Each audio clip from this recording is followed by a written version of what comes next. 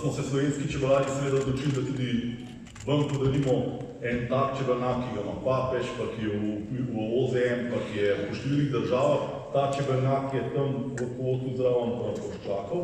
Ampak še predno pa vam dam besedo in boste povedali, kam boste ta čebelnjak dala, bi pa jaz tukaj predstavil eno našo mlado čebelarko, umetnico Tijo Mihelc, ki pa bo predsednici izročila njeno umetniško delo,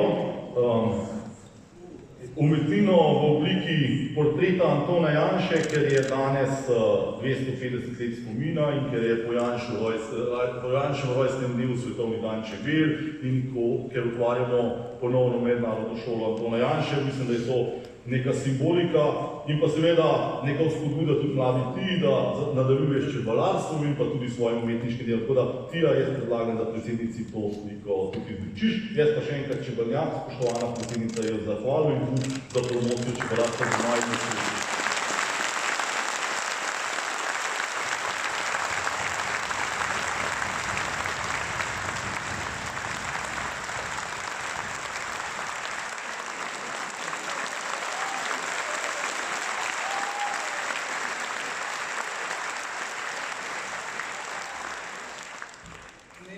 Hvala, mlada princeska.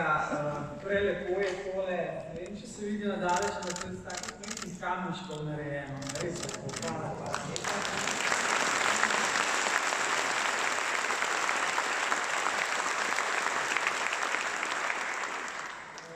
Hvala Čebelarski zvezi Slovenije tudi za ta prečudovit čebelnjak.